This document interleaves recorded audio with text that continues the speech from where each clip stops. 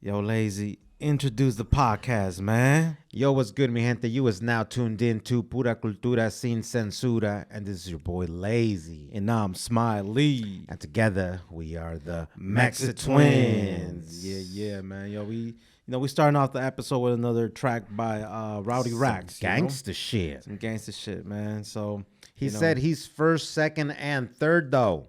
That means you're fourth, bro.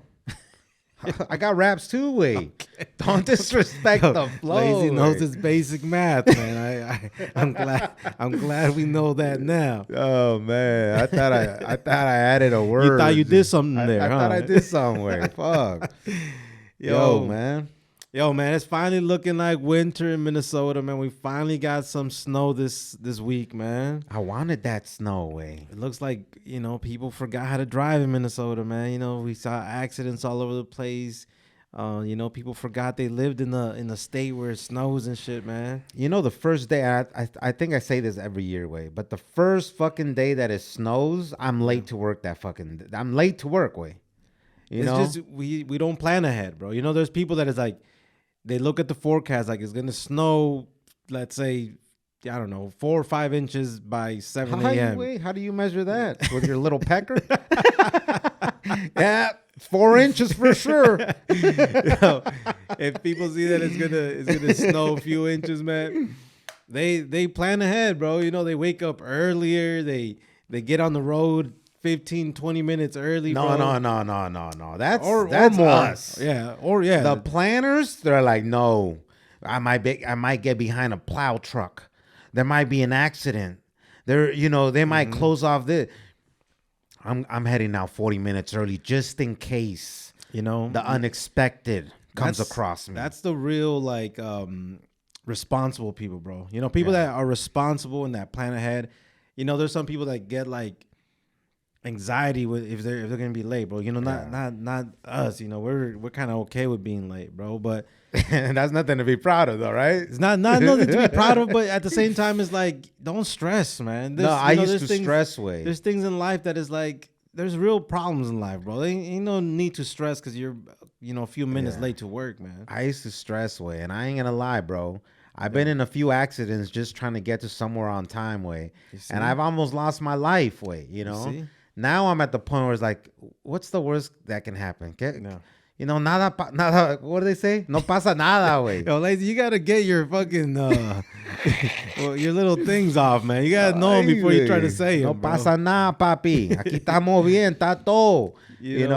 But I was driving to work, and when I realized I was going to be late, I was like, fuck it. You know what I mean? It is what it is, man. There's a point, there's a point where you just got to say, fuck it. There is the point. There is the point where you're like, ya valió, fuck it. Fuck, I might as well. You know what I mean? There's the point where it might as well. Like, you're either late from home. When you start late at the crib, you're walking a little slower. You're going to even make yourself a coffee. You might even grab some bread or a donut or some shit if that's what you do. Yeah. You're already late from the crib. You're late. You know what I mean? If you're on the road and then you hit that point where you're going to be late, like, why even try to go faster now? Yeah. Should I even stop at the gas station and grab one of them coffees because they taste a little better? Now, it's funny though, because sometimes you're at the point when you're like slightly gonna be late. You know what I'm saying? Like, you're at the point where it's like, a red light can just throw off your whole thing. Like, if you wouldn't have got these 2 red lights, man, you would have made it to work on time. But I'm just glad I don't work for a company like that no more, bro. Like, I used to work for a company back in the day, bro. I always, I've said it before. I used to work for Napa Auto Parts. Puro O'Reilly's over here, Holmes.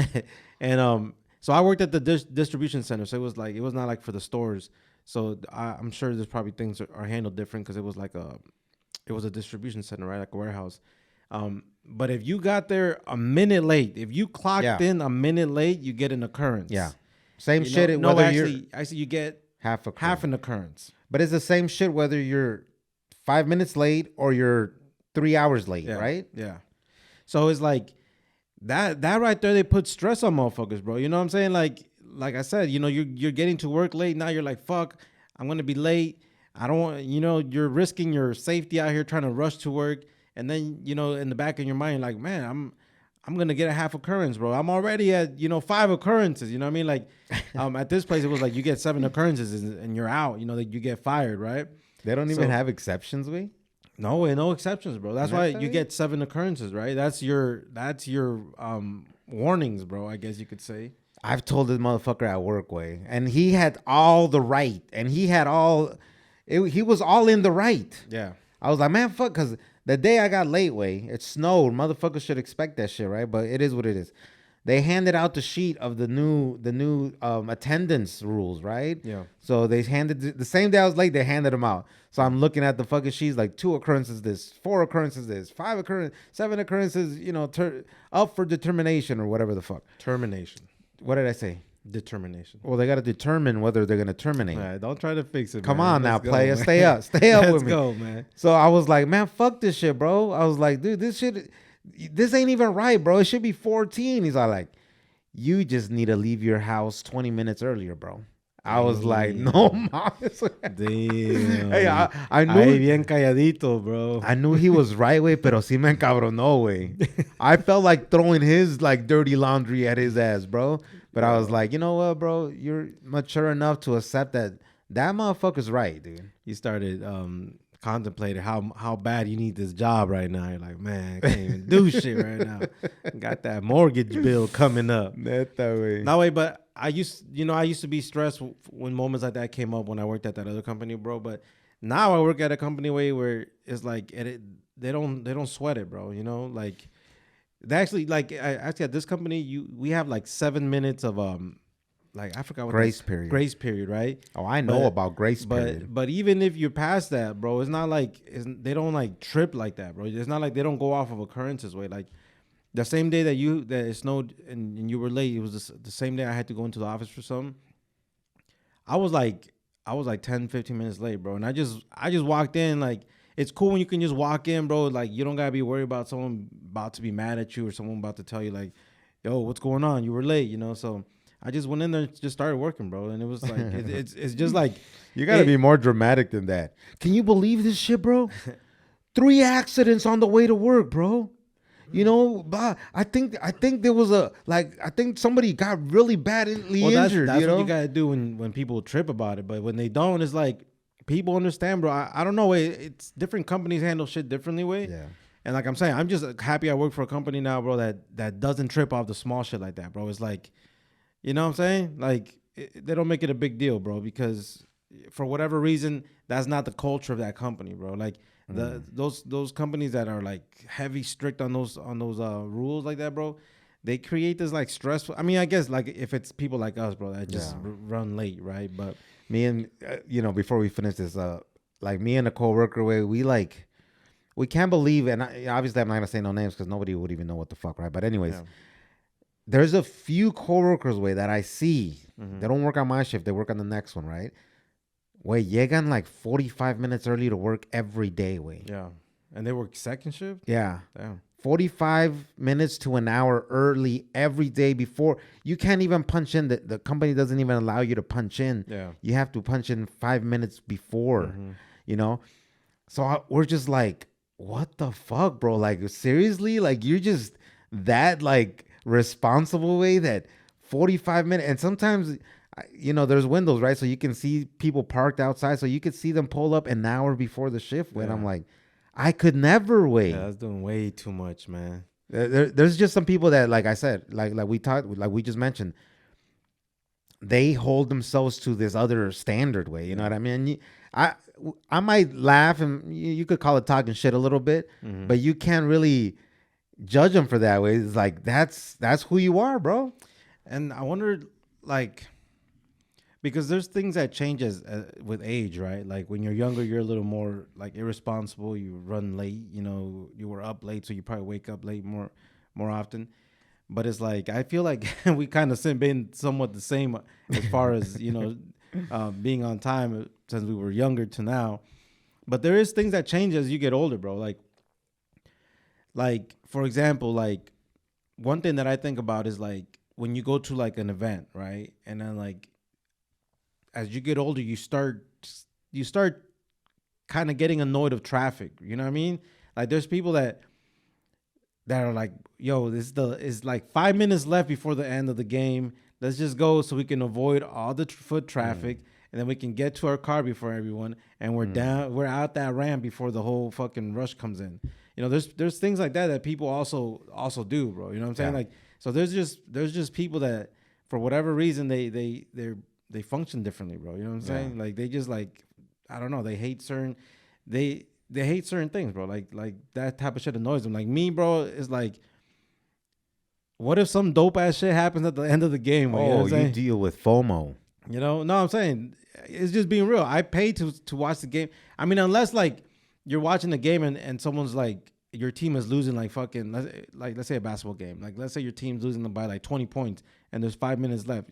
You ain't gonna miss shit, bro. You know what I'm saying? Nothing's gonna happen. But either way, bro, Just stick around and say Kool-Aid. I'm just not the type of person to leave like that, bro. I don't know.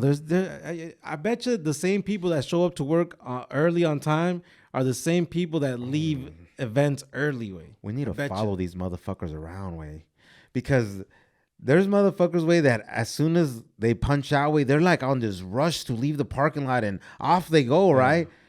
I chill in my car, way, I scan through the gram real quick. You know what I mean? It's like, what the fuck is 5 minutes, bro? You know what I mean? Like, motherfuckers really act like they got somewhere to be that quick. I mean, unless you're picking up your kids from daycare or some other crazy shit, bro.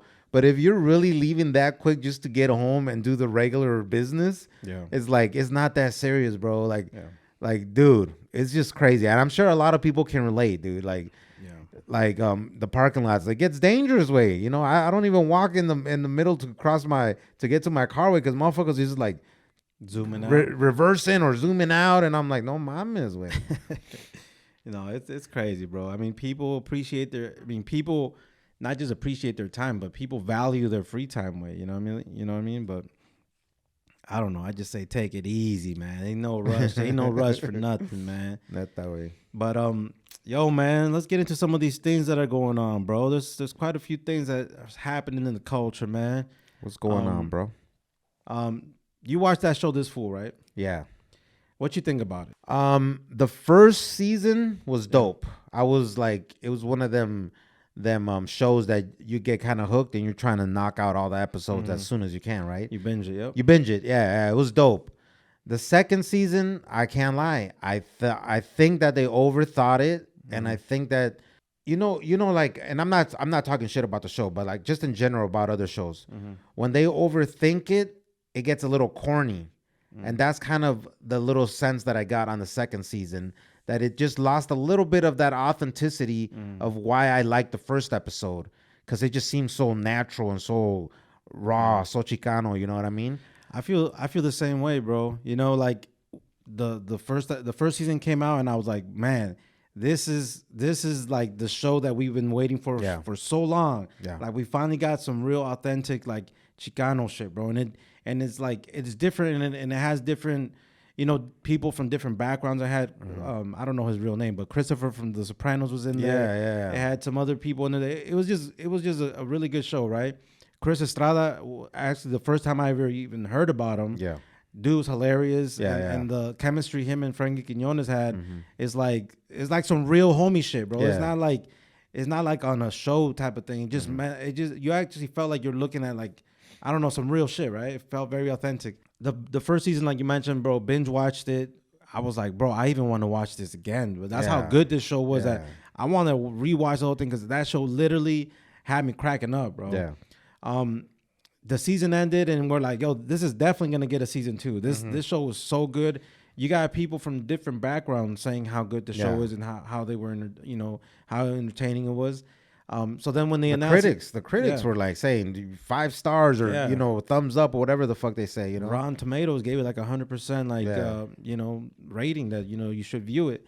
So of course we're like, of course this is dope as fuck. Who wouldn't want to watch this, right? It had the same executive producer, or it had the same producer or one of the writers, bro. Forgive me if I'm wrong, but of Blackish. Blackish was one of my favorite shows. Oh yeah, I do remember. So that. I'm like, man, that whatever's going on there is the right mix because Yeah. Blackish was also another very good show. But anyways, second season got announced. They got picked up for a second season, and we're like, dope, man. This is, it's only gonna. I don't know. This is such a dope show. Of course, it's gonna have a season 2. And I think that feeling went across all Latino platforms, right? When Frankie Quinones and the Estrada, Chris Chris Estrada. Estrada, homie, and there was a bunch of other actors, even people that we rock with, Like cameos. There's a lot of Cholo cameos in there. right?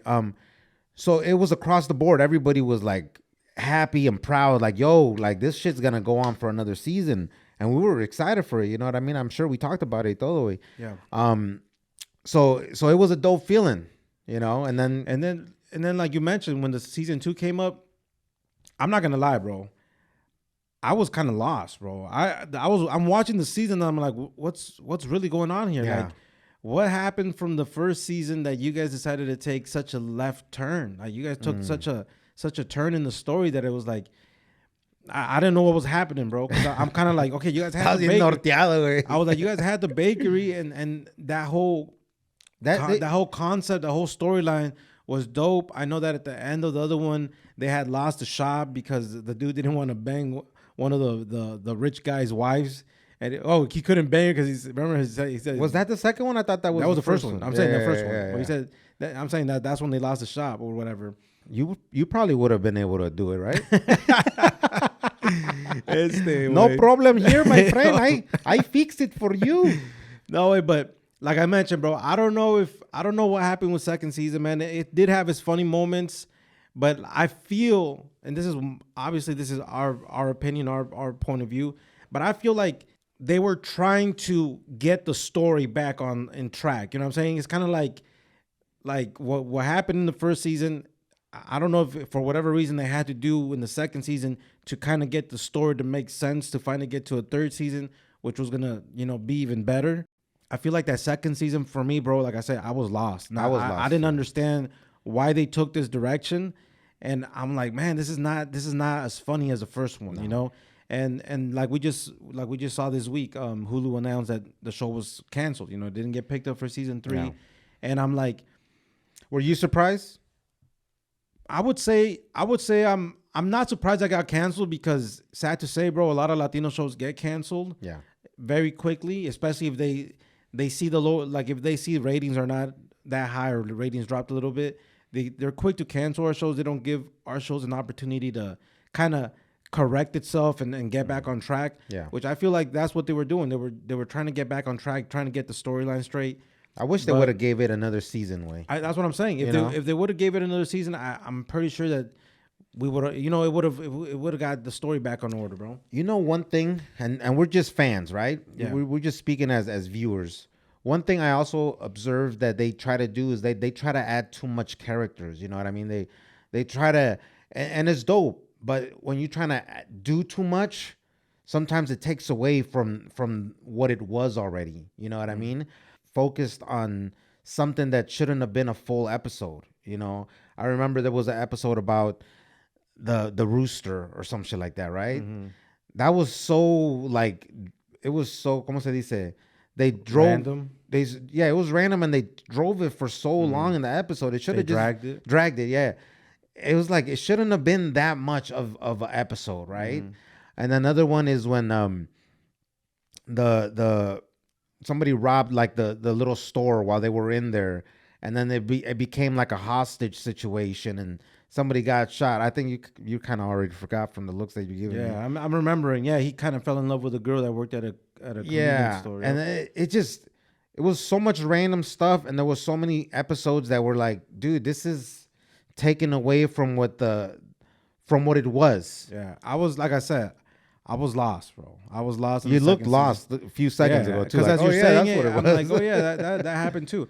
And then like the mom retiring, it was a moment where the mom retired, and there was a lot of episodes where it was like another full episode of the mom. I ain't gonna lie with you. I don't think I finished the whole season. Okay, see, so not to talk shit, not to say that, we're not trying to talk shit or say anything bad about the show.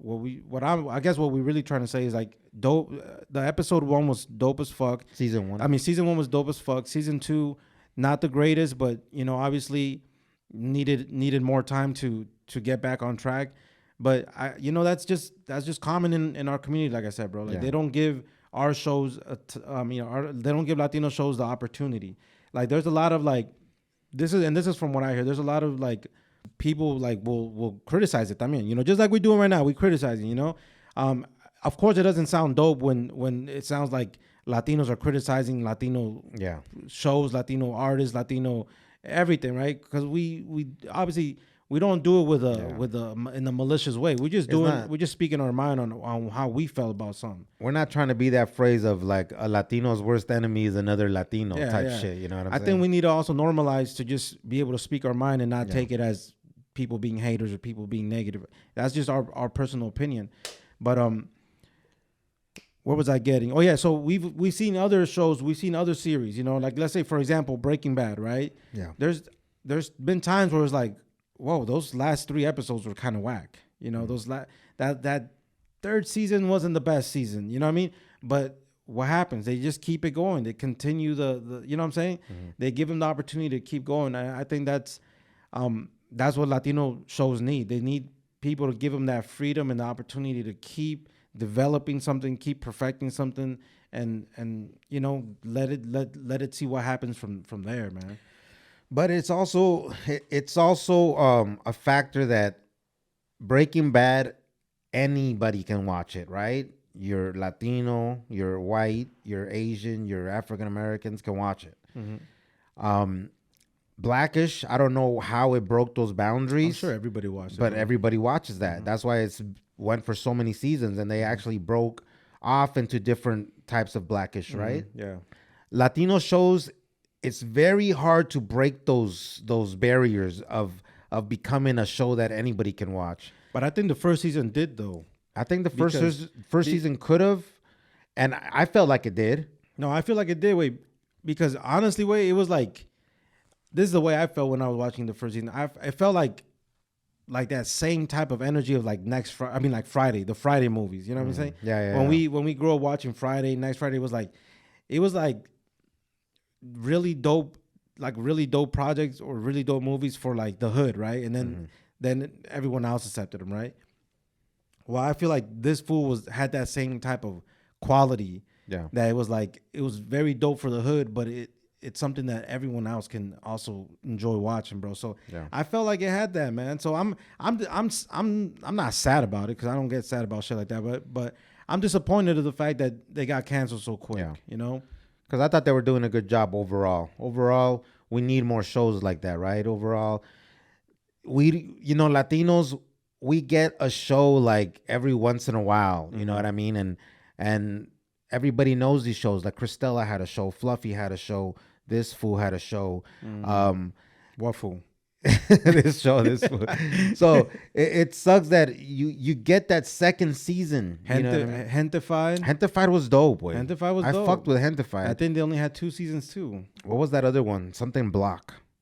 On My Block? On My Block. I think it was kind of Latino-ish, right? That one was a little longer. I never watched it. I never watched it either way, but my girl did. Okay. They also had another show like East Los or East something.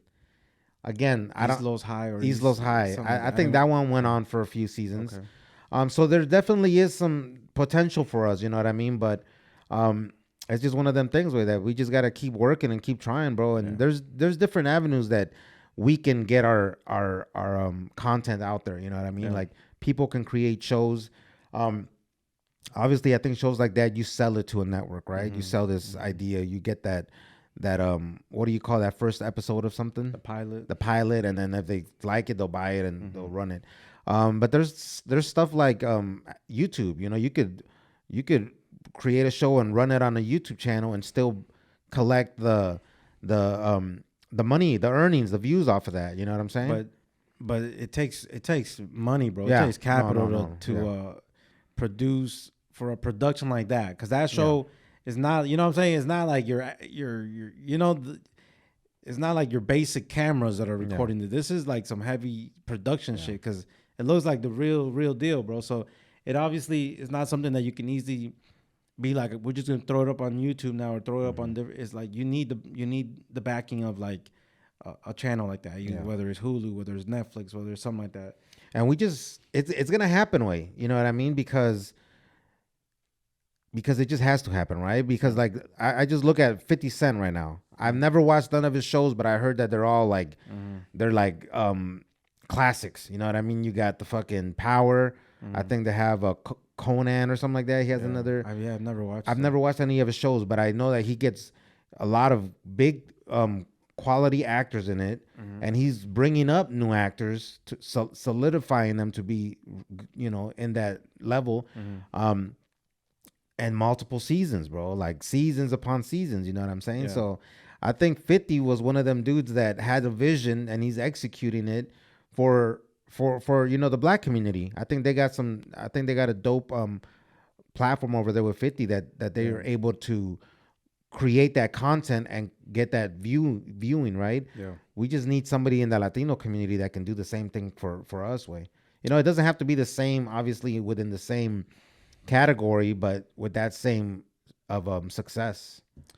Yeah, man. I think yeah, it might take some people to get together on this, you know what I mean? But you know, we're all waiting for that second show to make. You know, the only show that we all can think about that made it for so many seasons was the George Lopez. Yeah. You know, and George Lopez, that was a good show. We all liked it, you know. And it was like good content, you know what I'm saying? I don't know if you watched it that much, but I watched it a lot, but I watched it in the time where I wasn't watching show to show, back to back, right? It's kind of random. But even if you caught it randomly, it was like, oh, that was a good storyline on this episode. So so George Lopez had a good one, and he actually has another show going on right now, and I believe it's on the second season.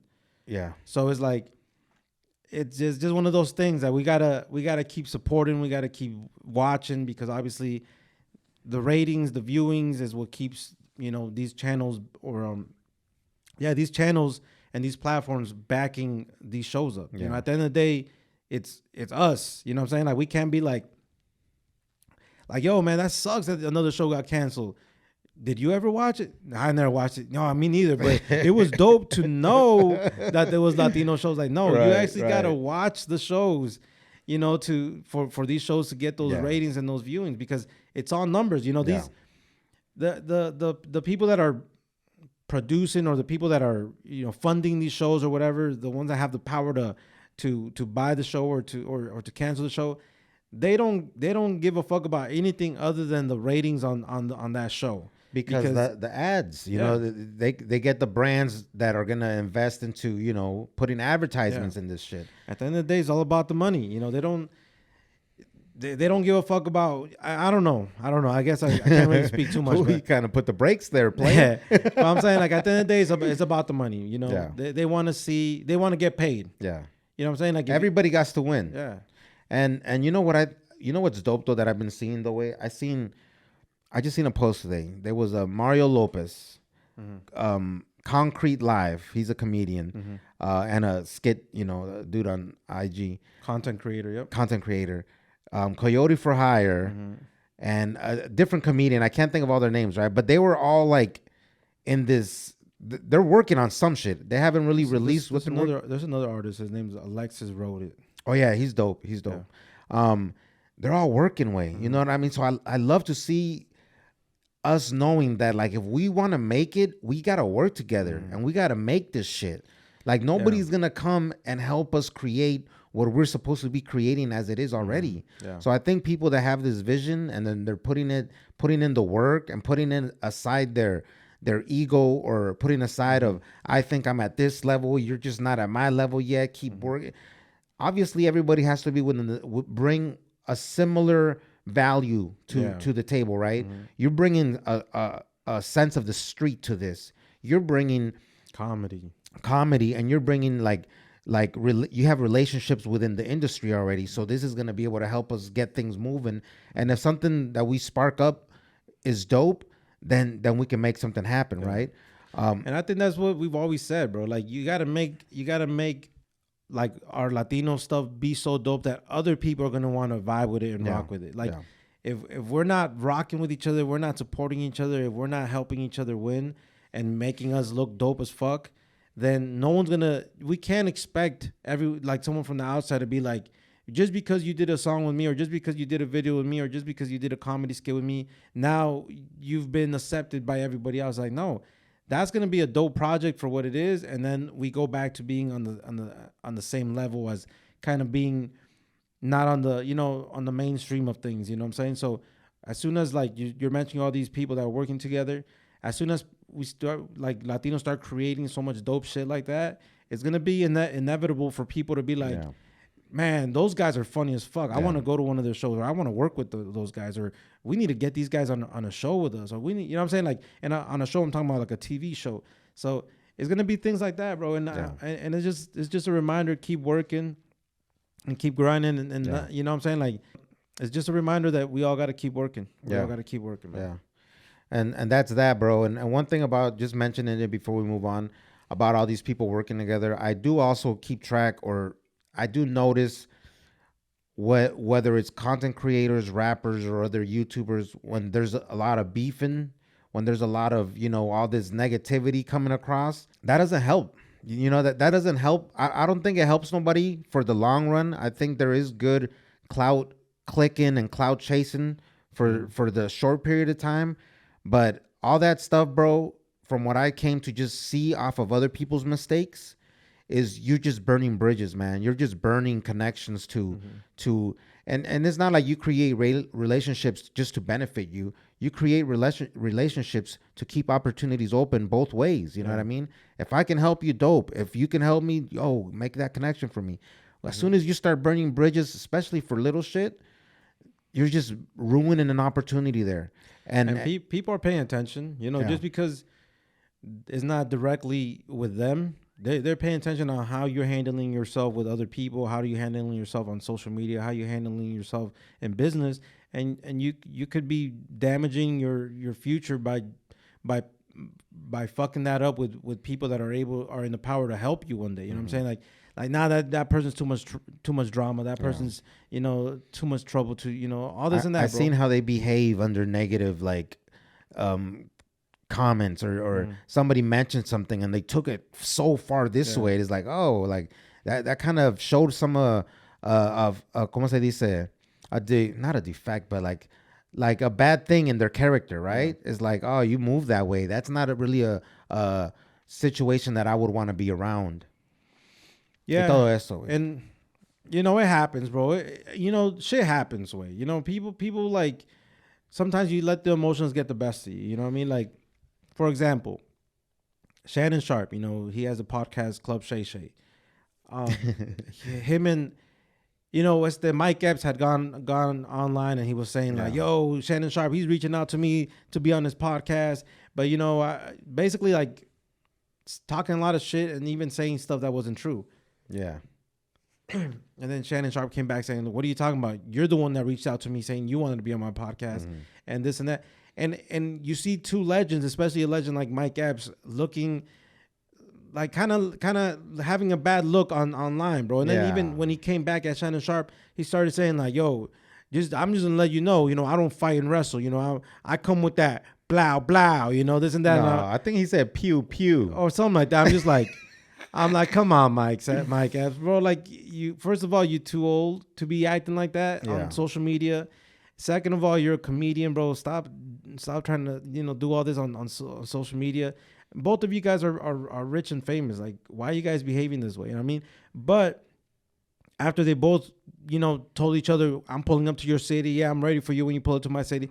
Then what do we see? They took a picture. They had squashed their beef. They're friends now. You know what I mean? And it's like, is it cool that they took a picture and it was all good and there was no beef like that? Yeah, that's good.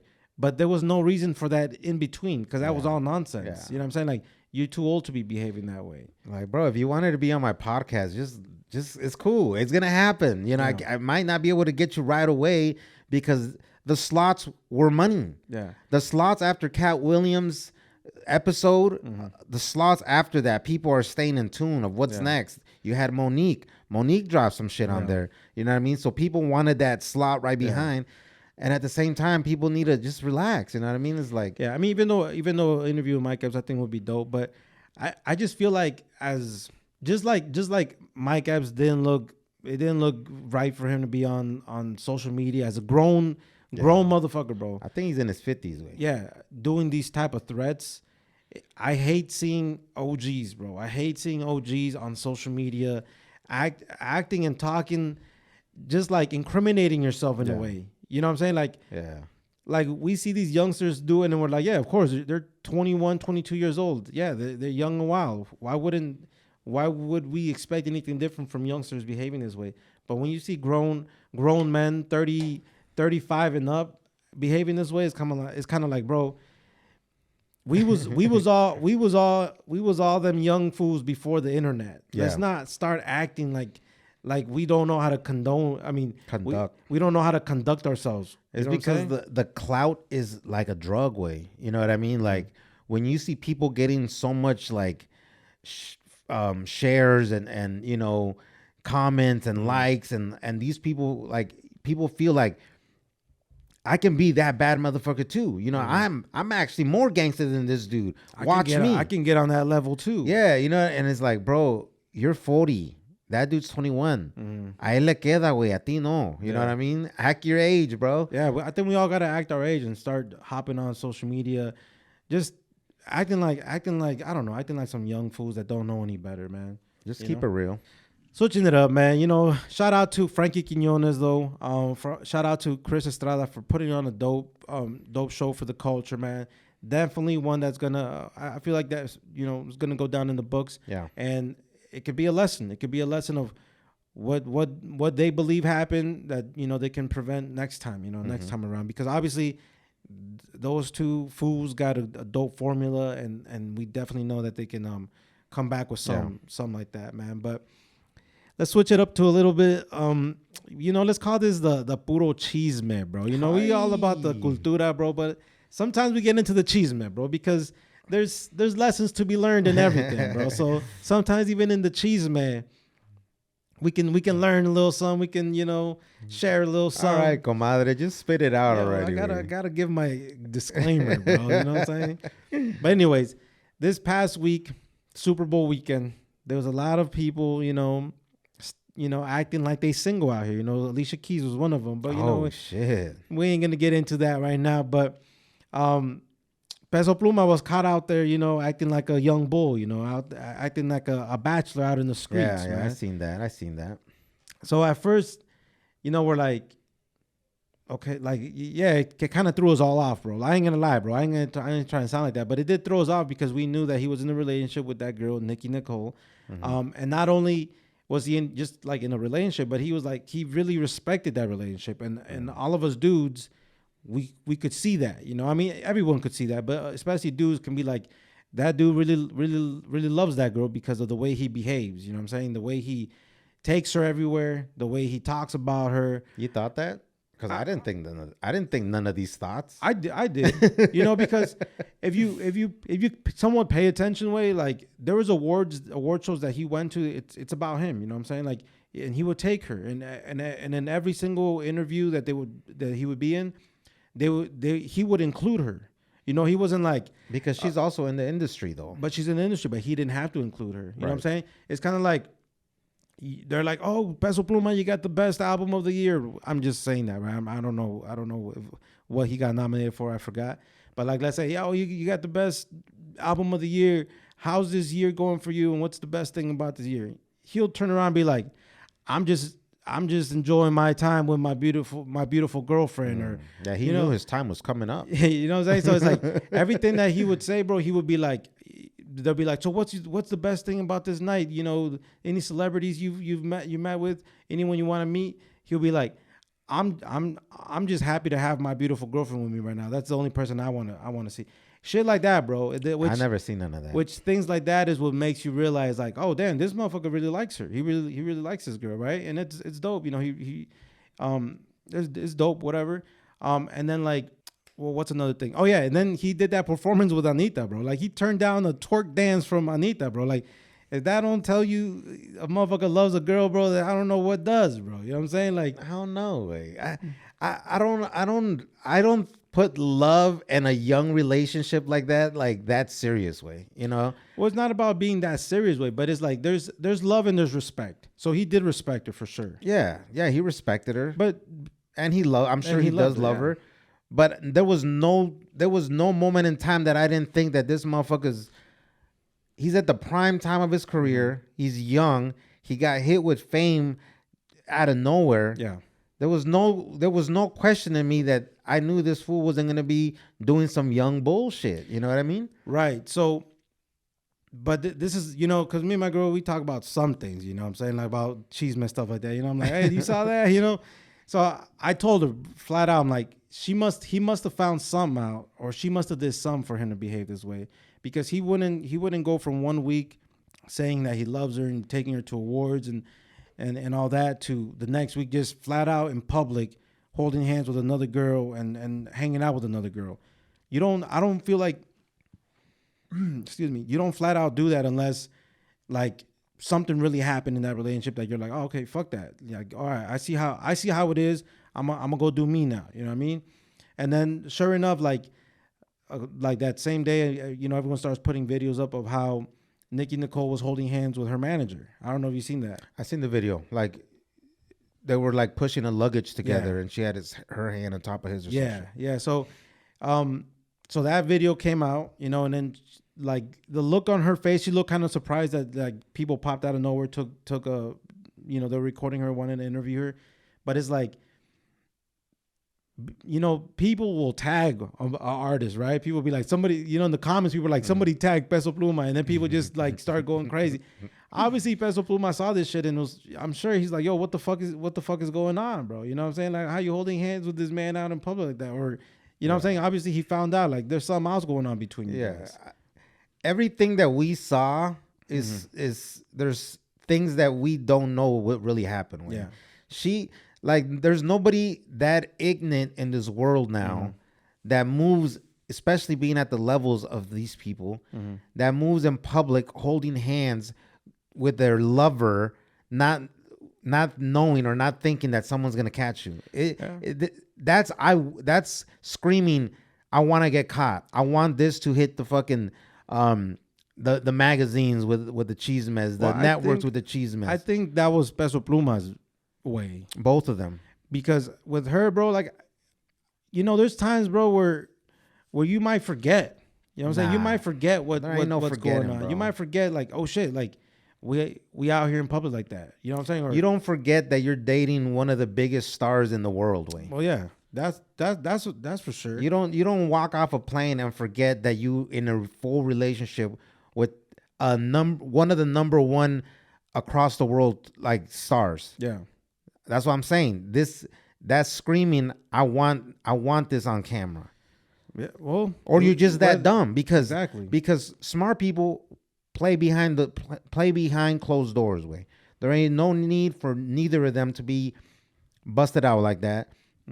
Peso Pluma, he knew what he was doing. He's out in the open.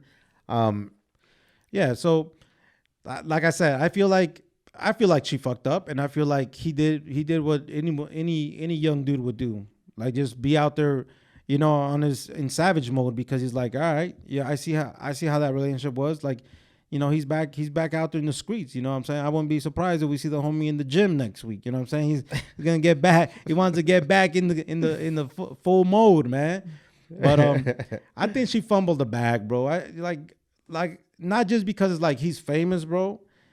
I feel like she fumbled the bag because she fucked up on a good dude. You know what I'm saying? Like someone that's not like someone that publicly always gives you your place as like his girl. I feel like she fumbled the bag because there's not a lot of dudes like that, especially not a lot of celebrities like that. You know what I'm saying? Because celebrities or artists don't normally, like, if they'll be like, this is my job. I'm supposed to dance with Anita. I'm supposed to dance with other girls. I'm supposed to do this, and they'll do it. You know what I'm saying? Peso Pluma was like, from what we saw, he was like, out of respect to my girl, I'm not going to be doing this and that. You know what I'm saying? So I feel like she fumbled the bag on a good dude, man. Yeah, I fuck with Peso Pluma heavy, way. I listen to that fool on a regular basis, way. But I don't think she fumbled the bag, bro. They're young, bro. Like, we don't know. I don't want to be that guy, but I just know Peso Pluma is doing this shit, way. She doesn't do this just for no reason, bro. This doesn't happen for no reason.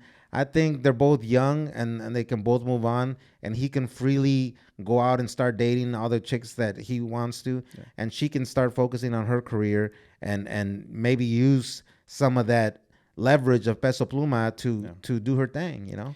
Well, yeah, I mean, Peso Pluma ain't gonna be alone. That's for sure. You know what I'm saying? And you know, it's gonna, you know, it might even be the best thing for that dude. You know, It's the best for both of them. He don't gotta be worrying about. He don't gotta be worrying about like, you know, being in a relationship while he's trying to take care of business and stuff like that.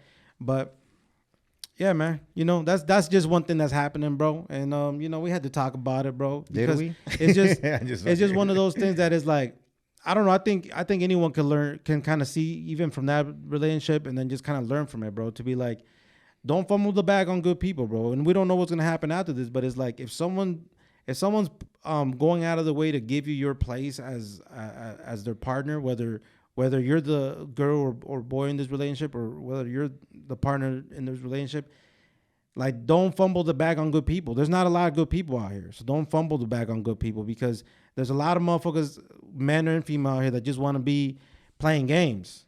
So if you find someone that's not playing games and is publicly trying to show that it's not playing games, then you know, appreciate that because you're gonna be running into a lot of motherfuckers out here that, you know, won't even give you that little bit of respect. You know what I'm saying? Yeah, man. You're lazy. You sound like you ready for the streets or something, man. I think your message is good. Yeah. But in the situation that we're talking, you know, like I don't give Peso Pluma that level of like he was a good dude to you just because he took you out here. Like you just don't know what people be doing in the back streets. Right. Way. Anyone could be doing it in the back streets. I'm just saying. I'm talking about from what we see. Yeah. Because there's motherfuckers that look at Usher. You know what I'm saying? For like an example of something that just happened now. Usher just got married. He got married after the Super Bowl. He did? Yeah. I didn't know that. But right before he got married, he's on stage acting like he's single. So it's like that's where you can separate what type of person you're with. You know what I'm saying? Like there's different types of people. So it all depends too what kind of person people are comfortable with. If you're comfortable with being someone that's like, yo, it's cool, you know, they're just entertaining. I know it's not for real. If you're that kind of person, then you know, I guess there's different people for everybody. You know what I mean? Yeah. But in anything, you know, people out here fumbling good people in their lives, bro. Whether it's relationship, whether it's friends, whether it's business partners, like there's a lot of shitty people in this world, man. So when you run into good people coming from good values, yo, take notice, man. Yeah, that's facts. All right, man. But moving it along, man. Moving it along. Just this weekend, that long-awaited docuseries, Selena and Yolanda and the secrets between them, was dropped, man. Man, that title itself is just clickbaiting like a motherfucker. I want to see the numbers on that, bro. Because you know, people that hate her, well, everyone hates her, right? People except that her family. Except for her family. So people that hate her, but people that love Selena are gonna watch it. That means we're all gonna watch it, bro. Yeah, because we just want to look at the screen and be like, "You're lying, bitch! You lying asshole!" like Yolanda's the only one that people can call her a hoe and a bitch, and even like the straight up women rights are like, "You're right. You're no, it's all good. Fuck that bitch. Fuck that bitch."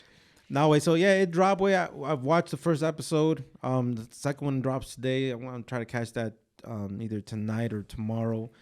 Cause where are you watching it off of? I'm watching it on Peacock, bro. Ay, güey, ¿qué te gusta? That's the way. So that's what I'm watching it. So they basically whatever you watch on Peacock, you gotta watch it the day after it drops live. You know what I mean? So like it's going on the Oxygen channel or on the Oxygen channel. I don't got cable, so I don't. You know, I can't watch it on the day of, but you know, I'll watch it the day after. But so far, man, what we've seen is that Yolanda's family is coming together, putting like a lot of information together, kind of trying to share information about who Yolanda really was, or who really is, I should say, because that's crazy. She's still alive. But they're trying to humanize her. You know, they're letting us know that before she was affiliated with Selena, and their family, that she was a nurse. She was a registered nurse. Oh, for real? Yeah. She was a RN? So before that, she was a nurse, and then somehow like she was doing something already for Selena, and like oh yeah, so her nieces that later also ended up getting hired by Selena and her family, they were already like wanting to do like a type of fan club. You know, they're like, oh, we want to, you know, we want shirts from her and this and that. So that gave Yolanda the idea of creating that fan club, which that's how she approached the family and said, we could do this for you guys, and I'm sure it's like we're gonna do this for your fans, generate some money, no sé qué tanto. Which, if she was a solid, good person, that was a brilliant idea, right? Merch? No matter what, that's a brilliant idea. Yeah, No matter yeah, what. yeah. So she did that, and then you know, after she built trust within the family, they just showed how she started kind of being more of Selena's assistant instead of just running her fan club. And then she was taking trips with Selena.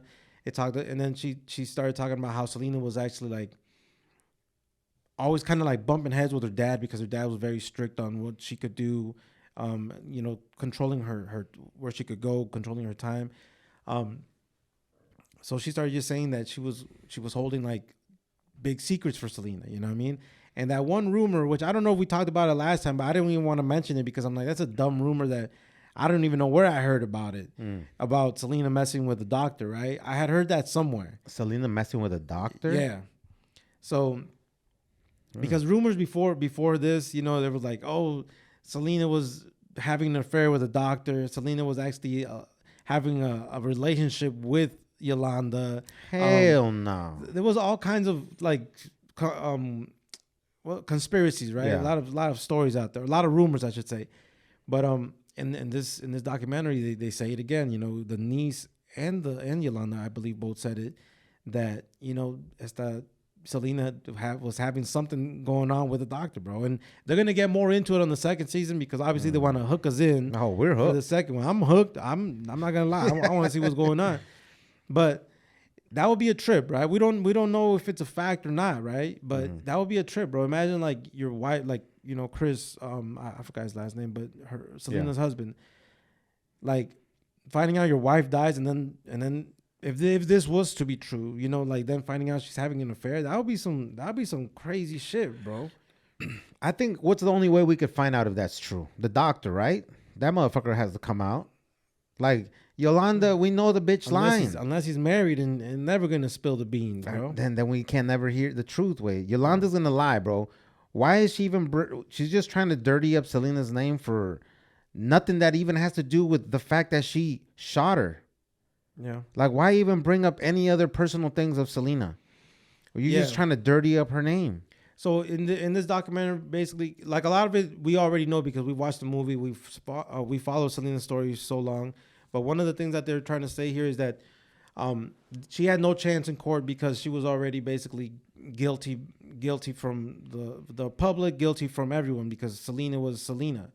But one of the things that they were saying that kind of didn't make no sense is that what's it called? When she was doing her statements, they didn't record her. Oh, they didn't? They didn't record her, and this was in '95, which recorders were easily available, and even other cops were saying like, you know, this, I don't know why they decided to just take notes down instead of recording her confession, because her statement. They basically said that she confessed to the murder, but since there's no recording, it's her word against their notes now.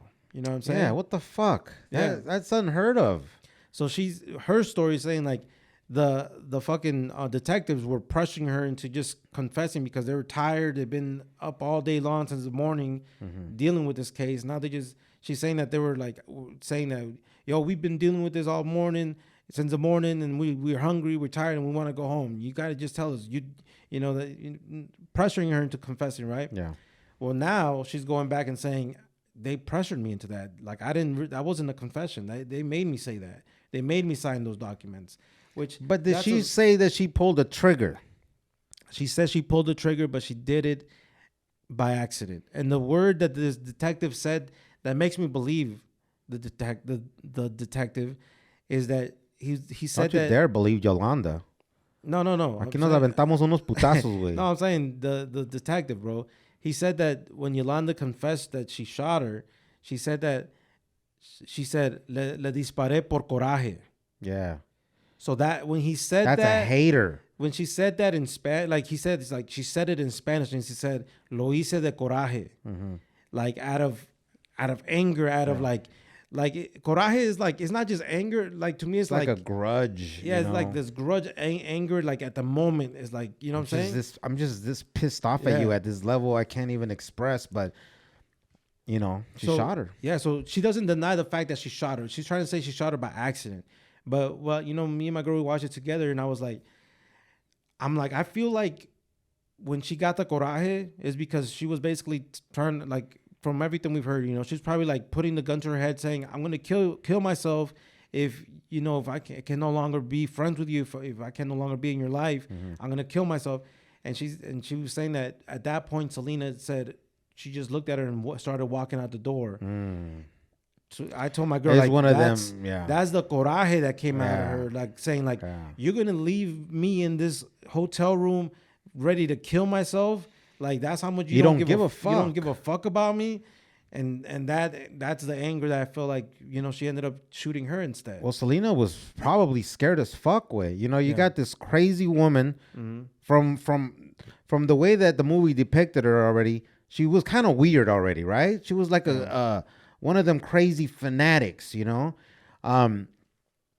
then the way that you're saying that she was acting is one of those like bad relationships, right? Where the dude's like, if you leave me, I'll kill myself. It's like, and then somebody just still walking away, and it's like, oh, really? Like you're gonna let me kill myself? Like if I can't have you, no one's gonna have you. Yeah. So it's one of them things where it's like, this is over. There's nothing that's gonna fix this. So you know what? A la verga con todo. You know what I mean? So Selena walking out, she shot her. And there's video of Selena running into the hotel lobby, and from the video that I had seen and the comments that were mentioned is that she shot at her a few more times. I don't think she hit her, but she was trying to kill her. Selena still moved, like she still ran and got into the lobby, told them to call the cops. Obviously, she still ended up dying, but she did run for her life, though. Yeah, she said it's crazy because they said her last words were the guy at the front desk asked her, "Who did this to you?" And her last words in life were Yolanda Saldivar, room 158. Damn. Like that was her last words, bro. So that's crazy, bro, because at the end of the day, like someone does harm to you that you're about to lose your life, you want to just make sure that the person gets caught, the person gets punished for what they did, right? Yeah. Or faces consequences. So that was crazy. But in this docuseries, they only mentioned that she shot once. You know what I'm saying? Because and from the witnesses and the employees that worked there, they're saying that they did see her step out of the room, but and point the gun. They said that they saw her. From what they remember, that Yolanda stepped out the hotel room and was pointing the gun at Selena. But I don't believe that she shot more after that. But they said that what she said was calling Selena a bitch. That basically she just walked out, aimed the gun, and that she was just like, "Bitch," and people are just kind of like that's what they stuck on. It was like she called her a bitch, so this was intentional. Yeah, this was anger, premeditated. Premeditated, and basically with those charges, you're gonna get the worst consequences, right? Why do you go to a business meeting of you're gonna get terminated from the position that you're at? Why do you go there with a gun? Yeah. So her response to that, her reasoning for that is she was scared of Abraham because according to her, Abraham wanted to get her out of Selena's life, so she was having people follow her, having people slash her tires, and she was getting threats. So her thing is, off of this first episode, she's saying that she was scared for her life, and the crazy part about it is that one of the new things that did pop out in this show is that she's saying that she's the one that quit because she had a letter of termination that she had sent to Selena.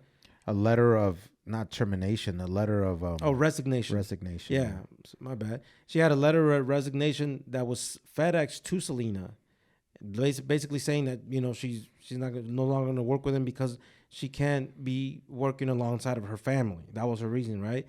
And Selena's husband Chris, he documented the fact that that Selena did get this letter.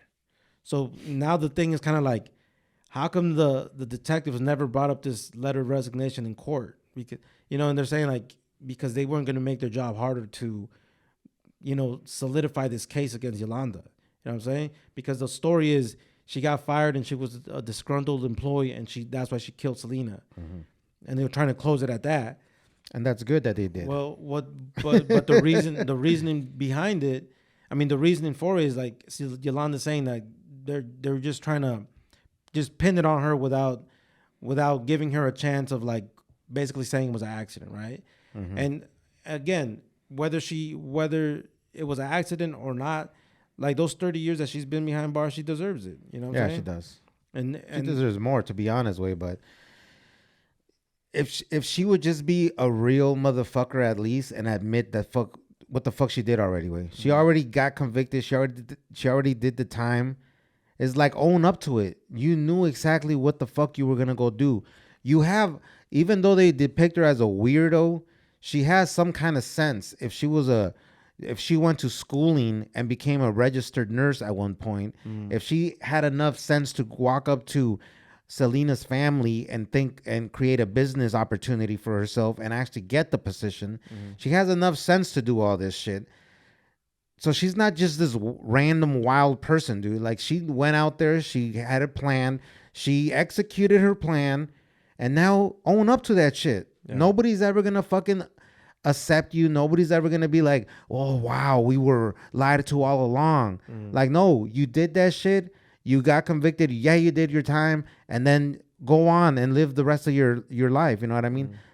She's not gonna be a celebrity. I don't think we should make her into a I don't know. Obviously, she's not gonna be a celebrity to us, but there's been people that done some gruesome shit, bro. That people fucking glorify them, bro. You know what I'm saying? Like Charles Manson was glorified, and there's a lot of other people that been glorified. There's this one girl that killed her own mom, and she went to jail. Now she's out, and now she's like a celebrity walking red carpets and shit. Really, bro. I didn't know that shit. So there's weird people that actually do glorify, or not glorify, but like they get obsessed with with these people. Yeah. And I get it, because in one way, in a form, by us even watching this documentary, we want to know the killer of Selena. You know what I mean? We want to know the actual words coming out of your mouth, what you're thinking, So there is a form of that, but that's what I mean. I'm like, I hope that we don't make her into this internet sensation of some sort, where she does have this like cult following where it's like, I knew all along she was innocent, or I believe you. You know what I'm saying? Well, I feel like she's definitely gonna get paid off of this docuseries, because it's gonna get viewed by millions of people, bro. And then after that, bro, like right now podcasts are so popular, bro. You know what I'm saying? If she was to create a podcast and just tell stories about her and Selena, people will listen to it. Yeah. Because in a way, through you, we're listening about Selena stories that we've never heard before. That's facts. You know what I'm saying? So it's just things like that. You know and the fucked up thing though is that I feel like she's a good liar. You know what I mean? And she looks like a harmless little lady, bro. That's the thing about her. Like, if you see her talking, she looks like just a harmless señora, bro. But she's done the craziest. So when she's 63 right now, she's done 30 years. So she was about 33 when she did this shit. Yeah. She didn't look 33. 33 back then looks different from 33 today. Way. Yeah, that's fast. Because she looked 60 back then. Way. Yeah, she looked old back then. You know what I'm saying? Yeah. But she did that shit at a young age. Way. She wasn't. Again, bro. She didn't do. There was no accident. I don't want. And again, we love Selena. Way. I would hope nobody thinks that this was some kind of freak accident, that it was, that was not her intentions. She knew what the fuck she was gonna do. Way. But yeah, so the second season, they kind of got us locked in, bro. Second episode, wait? I mean, I keep saying season. So the second episode, I'm kind of ready for it, bro, because it's like they kind of got us hooked in by the ending about it. She's like, I'm gonna share with you guys things about Selena, because you guys think that she was perfect and this and that, but Selena had a bad side to her, and nobody's perfect. You know what I mean? Yeah, I know, but it's like, damn, what are you about to say, bro? Like that's the crazy part. Like, what are you about to share with us? And I hate people like that way. You know, I hate people that it's like, let me like dirty up this name. Just like you're this person that you guys like hold on this pedestal of Selena, and you know, she's a legend to us, way. Yeah. Let me dirty up her name so every time you guys think of Selena and her classics, you're gonna think about this now. You know what I mean? And I I think don't know, bro. that's It's shady, it's bro. a That's weird it's a weird relationship way because at the same time like they're still like her family that's like in this documentary they're like they're sharing stories about Selena and they're crying about it. They go back to the old boutique where they used to have and they just talking about the good times they used to have together. So at the same time, it's kind of like they love Selena todavía, way, you know, but the way things went down is like obviously no one wanted that, you know what I mean? So it's definitely one person wanted that, yeah, one person wanted that. and that person ruined it for their whole family, way. Yeah. So, But and another weird thing, bro, that they do talk about is them accusing her of stealing money, bro. They didn't press any charges. There was no proof of how much money was even stolen away. You know what I'm saying? That's the weird part. Like you can't like show exactly how many checks, how much money went into Yolanda's account, how many like this is what they're saying, bro. They're like it was between 30,000 and 90,000. That's a big ass gap, bro. Bro, I'm just like I don't know. If someone was stealing money from my company, believe me, $90,000, I'd be pressing charges and trying to get that money back. I get that. I get that's legal. That's legal situation. Well, that's what I'm saying, bro. But no one gives a fuck about that no more after someone got killed, way. Right. But the I'm not backing up Yolanda for nothing, bro. I'm getting the vibes, way. You're getting the wrong vibes, way. I'm just saying like we got told a story and we went with that story, way. You know what I'm saying? Like I feel like it's more of a domestic, like what we share, like when a boyfriend and a girlfriend something are gonna break up and a domestic dispute goes way wrong. I feel it was more like that because even after the meeting supposedly that they had and they accused her of stealing, esta Yolanda was already moving on. She had already had job interviews to be a nurse again. And Selena they have voicemails of Selena still calling her and be like, hey friend, give me a call back when you get back. And like, it was still like friends calling each other. So a lot of that right there is kind of like, whoa, if someone was stealing from you, you wouldn't be calling someone so friendly. You know what I mean? So I feel like it's obviously there's no way out of it. She's not denying the fact that she did shoot that gun. The only thing is that she's saying is it was accidental. She's trying to get out of the fact that she's a bad person, that she's a shitty human being, with, you know what I mean? Like I feel like her documenting and this is my perspective, right? And I always think way ahead and I always think sometimes the worst of people.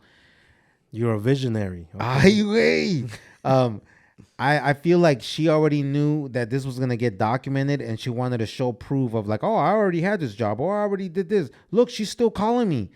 That's like one of those really good manipulators, way. That's one of them really good people that are like, oh, so if she hates me so much, why did she call me yesterday at 6:30? You know, and it's like it's one of those people that it's like, look what I got. I got proof. Someone that can cover their tracks that good. Yeah, way. That's I've met people, and again, I more relate to that to like relationships. Yeah. Like, yeah, if she hates me so much, why did she come over the other day? She was just at my house on Tuesday. And it's like, nah, like, yeah, look, she texted me and those are people that are like trying to manipulate the whole situation. And they're good. They're really good. But I feel like she's one of those people that are smart before the evil. Yeah, you might be right. I might not. I am. That does make some sense, you know. But at the end of the day, you know, you don't have the full story when you're only hearing one side of the story. You know what I'm saying? But and talking about that, in this first episode, it's only the prosecutors talking. It's only the prosecution talking. It's not the defense attorneys. I don't know if she had self-appointed defense attorneys or she hired defense attorneys. We'll look into that on the next time we talk on the next episode when we see the second episode of the Selena Yolanda.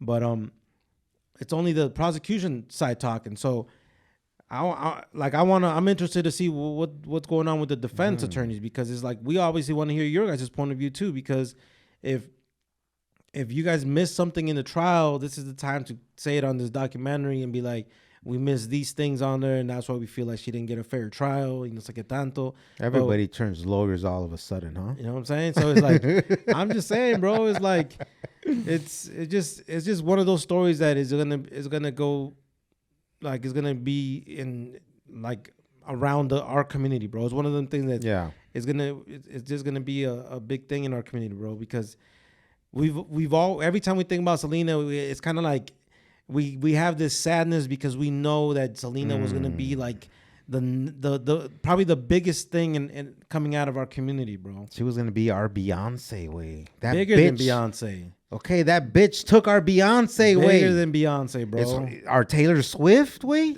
Around Taylor Swift, bro. And that time they were comparing her to Madonna, bro. But the thing about Selena, bro, it's not just about her singing, bro. It was just, she had like a whole fashion style that she was bringing along with it, bro. So, and an energy way. Everybody loved her way. Yeah. You know what I mean? Like she was always smiling. She's full of love, and people just enjoyed her being around. Which sucks because that's how she was able to let someone in that she shouldn't have let in the inner circle. You know what I mean? But yeah, man. So that's why I'm saying, like, that's why it fills us up with sadness, because it's like, man, what would have been if Selena would have still been alive to this day? You know and that sucks. We'll always have that question, right? And that anything for Selena's way is like, change it to like, everybody loves Selena's way. Like, bro, like I see TikToks, white people, black people, Latinos of all sorts. You know what I mean? You know, everybody just loves Selena way. You know, it's somebody that everybody fell in love with through that movie. They did a really good job on that movie way. The movie was really dope. Yeah. So everybody has agreed that we don't fuck with Yolanda way. Oh, hell no. You know, and some people are talking about they're gonna slide. You know, I don't think ain't nobody gonna slide though. Ain't no one gonna slide for Yolanda, bro. But yeah. So we'll watch the second one, man, and we'll see what else Yolanda guys is saying, man. Yeah, wait, next episode. And part number of those. She better have receipts if she's gonna be talking some reckless shit about some of these people, bro. Neta way. I better not see no like crazy shit, bro. But we'll talk about it. Let's not assume, man. Yo, mi gente. We appreciate you guys rocking with us, man. You guys already know we got the YouTube channel. Make sure you guys go watch the videos if that's what you're into. Hit the like and hit the subscribe. You know, show us some support on Apple and Spotify. Make sure you guys leave us some reviews and 5 stars and all that good stuff, mi gente. You already know. This is your boy Lazy, and I'm checking out. Peace. Yes, sir. Have a dope, productive week. And fuck anxiety and fuck depression, mi gente. Let's go. Cultura.